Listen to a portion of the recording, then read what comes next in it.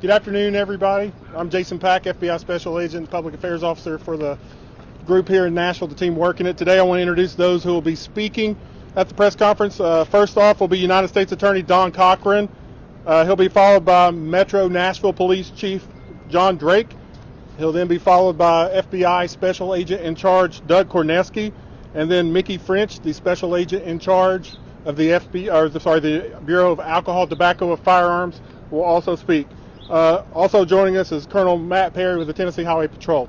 Following the investigators update, we'll then hear from Mayor Cooper. At this time, I'll turn it over to United States Attorney Cochran. Good afternoon. 2020 has been a tough year for Nashville.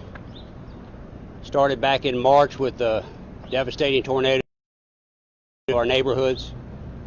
Continued through the pandemic and the events of this past summer, and now this. The cowardly bombing on Christmas morning right here in the heart of our downtown. But one thing I've learned about Nashvillians in the time I've lived here is that they're tough and they stick together as a team, and that's what we're doing now. And I want you to know that's the team that's behind me, and the folks that they represent are doing everything we can to find out what happened here, to get the answers that you deserve, and to make sure that we're all safe. So one of the toughest groups of folks we've got here in Middle Tennessee is our law enforcement and first responders. And nowhere, in my experience in law enforcement, has that ever been plainer to me than what happened early yesterday morning. 6:15, 6:20, or 6:30 or so on Christmas morning, Metro Nashville police officers just a number of blocks north of here didn't run away from danger, literally ran to danger. Vehicle that was announcing that it was going to blow up, and Metro Nashville police officers, instead of heading in the other direction, headed towards that. They evacuated that area, got all the citizens out of there. I'm quite confident that their actions are part of the reason why there was less cost of life in this heinous act. Starting yesterday morning, we had a task force came together. It isn't a one-time thing. This is what we do all the time. The U.S. Attorney's Office, we work together with our federal partners, our state partners, and our local partners, and that's what immediately started happening yesterday. Teams of agents, grouped together across agencies, started handling leads that our citizens were calling in. We've had over 500 leads and tips come in, and every single one of those is being followed up by a team of investigators. That's the stage we're at in this investigation. We are still continuing to follow every lead that we have, and we will continue to do so until we find out what's happened. We also have national resources here. The Department of Justice, the Acting Attorney General has told me any resources we need, we can have. The FBI and the ATF have sent their most specialized bomb technicians here to Nashville, and as we speak, they are north of here a number of blocks at a massive crime scene, doing what they do, and doing, frankly, what they do better than anyone else in the world. And it's quite a challenge. Having been up there and seen that scene, it's like a giant jigsaw puzzle created by a bomb that throws pieces of evidence across multiple city blocks. And they've got to gather it, they've got to catalog it, they've got to put it back together and try to find out what the picture of that puzzle looks like. But there's no one better to do it than the folks we've got on the ground here in Nashville, Tennessee right now. So that's going on as we speak. The investigations of the leads is going on as we speak. I am confident in the team we have that we will get to the bottom of this, that we will find out the story of this individual or individuals, we don't know right now, but this ultimate Scrooge who on Christmas morning, instead of spreading joy and cheer, decided to spread devastation and destruction. But we know how that story ends here in Nashville. We're going to stand together. We're going to get back on our feet. We're going to get our businesses back up and running. We're going to get our infrastructure and the cell coverage back up and running, because that's what we do in Nashville. Thank you for your time. I appreciate it. Thank you, Attorney Cochran, and to everyone, let me reiterate that Nashville is safe. We feel and know that we have no known threats at this time against our city. We've been in communication and feel pretty good about that. We've really ramped up our efforts with several hundred of our federal partners here from the FBI and the ATF, as well as state, local, which is the TBI and the Tennessee Highway Patrol and others. We're totally thankful for their efforts. To our business owners downtown, know that the federal government is conducting this investigation, and as they go through the crime scene, they'll try to reduce that as quickly as possible to where we can try to get you back in your businesses as soon as possible. But we ask that you be patient. There's about 40 buildings that's been impacted, and so those buildings will have to be cleared through our codes. If you have any information pertaining to this, please contact 615-74-CRIME or fbi.gov/Nashville. Thank you.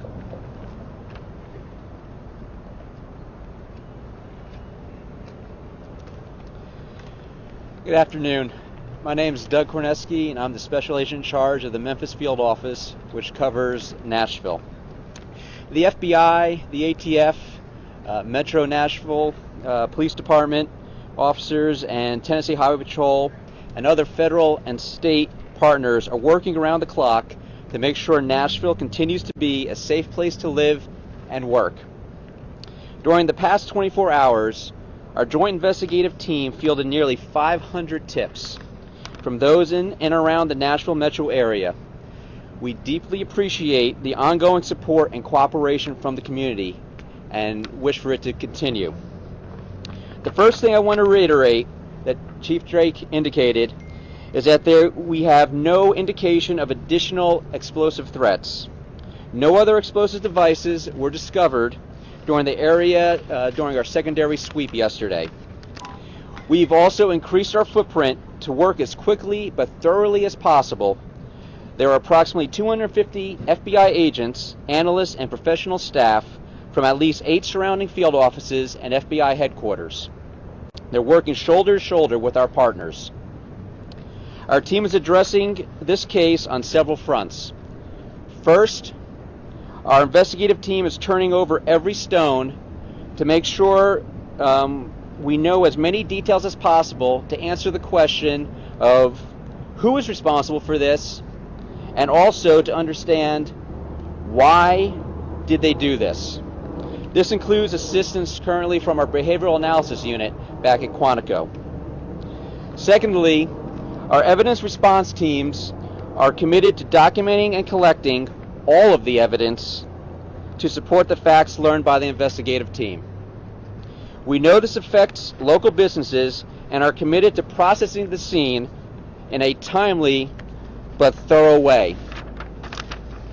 We are starting from the outermost perimeter of the crime scene and working our way inward. We hope to have the outer area complete and turn over to the city of Nashville within the next day or so, so that they can conduct the necessary inspections.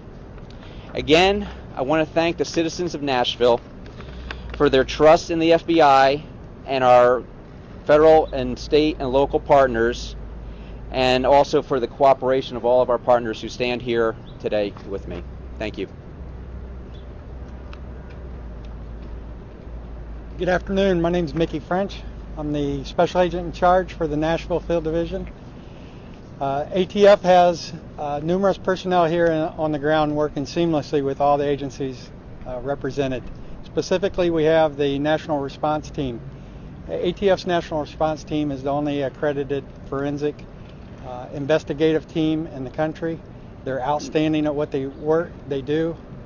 They're made up of certified explosive specialists, bomb technicians, forensic chemists, engineers, and we have integrated and working seamlessly with the Metro Nashville Police Department as well as the FBI and all agencies involved.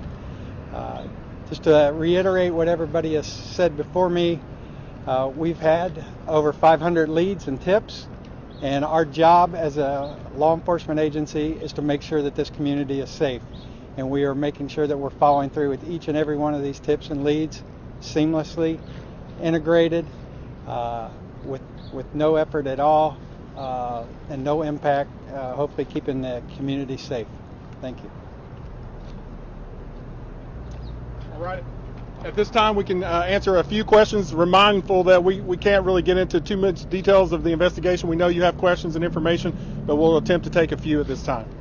Yes, sir. You've identified a person of interest. Is there anything about that person? So we can't confirm any individuals or anybody we've identified. Again, as we've mentioned, we have over 500 investigative leads, and we're following up on every one of those. So there are a number of individuals that we're looking at. So at this point, we're not prepared to identify any single individual. Is there any reason to believe anybody's out there that you're actively searching for? At this point, we don't have any indication that we are looking for another subject. But again, there's 500 leads we're running through, so there's all kinds of individuals we're looking for. I know that information was found at that scene. Has there been any identification placed on this issue so far? That is something we're vigorously working on right now. Do you So believe it may be tied to the person responsible? we do not know at this point, but we're working under that assumption and processing as such. Do you believe it was one person acting alone? We do not know that. We're following up every investigative lead, although we do believe there are currently no active threats. This seems so absolutely random, out of nowhere, that an RV would have an announcement, a warning of an explosion, and then it would happen. What kind of a person would do this, and how confident are you to be able to find them and find out why? So I can't answer what kind of person. Again, we're engaging with our behavioral analysis unit back at Quantico. They are experts in this area, so we hope to get some answers through them. I'm sorry, what's the second part? And how confident then are you that you will be able to find the person and then find out why they did this? I am fairly confident we will be able to identify an individual or ascertain what has occurred. It's going to take us some time, but this team behind me and my folks and our folks in the field, we're very good at what we do. Sir, can you just repeat, just because I'm a surgeon, you're working on the assumption that the human remains tissue, whatever was found at that. Was the person involved? We are not working on any assumptions. We are addressing it to rule it out or to identify it. Do you know if this person or... Excuse me? I cannot comment on that. What I can say is just confirm we do have some activity going on in that area. Can you talk to the wireless being down here in Nashville and in Kentucky? When will that be back up possibly? That's a better question for the mayor. Let's let him say a few words. Okay. Is there any belief that the target was the AT&T building? Is that something you're investigating, whether or not to knock out some of this communication? We're looking at every possible motive that could be involved. Thank you. Thanks, everybody. I'm going to have Mayor Cooper. He wants to address the public now, and I think he's going to have a few words here. Mayor? Well, thank you. I'll be very brief. I think I'm grateful to the team behind us, and Nashville's depending on them to do a great job. And our resolve as a community to both rebuild second and to find the culprit is very great. I want to thank them. This is several hundred agents. This is our national best stepping forward to help us solve this crime. But also locally, our EMTs, our firemen, our police officers who've been so heroic in this last few days. I want to ask the Chief Swan, I heard the question about communications. I know he's been in close touch with AT&T and our network communications to answer that question about outages and what we can expect going forward. But I want to thank the team behind me, count on them to deliver for us in Nashville and then our own city to commit to rebuilding. And I'm grateful to Governor Lee's request to the White House today to have a national emergency and to get federal help for rebuilding 2nd Avenue once that work begins. One other thing is we still have a curfew in Nashville and will until tomorrow afternoon. This is an active crime scene. I would encourage people not to come to downtown Nashville until that curfew is lifted and let the FBI and our federal partners do that work. But with that, let me introduce Swan to talk about communications. Good afternoon. Again, not to reiterate, but I think it's important to just note our role right now in the city is to make sure that we are working closely with our partners, law enforcement partners, to ensure that anything that they need logistic-wise, we'll provide it for them. And as far as the telecommunication partners, we're working closely with them, AT&T, to ensure that we can get communication established back safely. They're here to work 24 hours. It is a big operation with the building itself, where we're trying to at least get the generators back in order so that the mobile phones will be back into operation, and then we're hoping within the next day, or if we're fortunate, it may take 1 or 2 days to get everything back online. But they're here to work with us, and we're hopeful that we'll get that back established. One thing to remember, I know Chief Drake had mentioned that even though we had this incident took place, the city still has to go on. We still have to make sure that all emergencies are met. The city is safe as far as doing our regular duties, so that's why we're happy that we do have our federal partners here. So again, we thank everybody and ask for the partners, actually the patients of Nashville. The partnership downtown as far as business owners and also residence owners, we are working to make sure that all water is turned off, 2nd Avenue, and then also we're turning the electricity off as well to ensure that the safety of people going in and out of the buildings for investigation purposes. So thank you. Chief Drake, can you talk about your officers and how their critical actions to evacuate the area may save lives? Oh yeah, absolutely. Our officers responded to a shots fired call and didn't have any idea what else was going on. It's a typical police call, and as they arrived, they saw an RV that was giving out a message saying it would detonate within 15 minutes, a countdown would go, music would play, and instead of taking it as just maybe a threat and calling in and getting resources, they immediately began knocking on doors. They coordinated the resources to get everyone evacuated and out. And had they not done that, in fact, I watched a short video of an officer that had just moved out of the video frame when the explosion occurred and knocked him to the ground. So had they not done that, we'd be talking about people as well with the destruction that we have. So they're just heroic efforts in saving lives. Was the plan literally just spread out, cover as much ground, knock on as many doors as you can? As quick as you can, get as many people out as quickly as we could, safely, and get them to somewhere safe, and then provide them with services so they're not displaced. Have you had a chance to talk with them personally?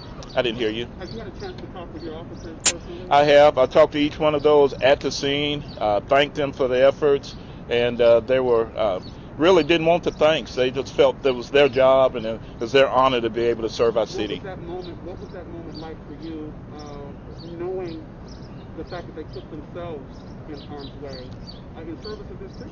It's a proud moment when we have our law enforcement professionals that are selfless like that, and they're not concerned about their own safety, but the safety of our city. We love our city. We're invested in it, and it just made me feel good to know that they made the right decision in saving lives and didn't worry about themselves as much. It felt really good. Was it just that the announcement that was coming from the RV, did that what caused them to start evacuating? The announcement, I can't give you verbatim, was just saying there would be a detonation within 15 minutes. Music would play, and then it would say there'd be a detonation in 14 minutes. So it was a countdown going. And so they began immediately evacuating, not knowing what we had. We called for our hazardous device units to respond, and just at that time it detonated. All right, guys, thank you. Sorry, that's all we have time for questions. We'll be back in touch with you. I want to thank you guys for staying with us to help us get critical information out. We know we'll deal with the rest for one-on-one side avails, so we'll do our best to get to you guys. We appreciate it. You'll hear from us again regularly. Thanks for sticking with us. Thank you.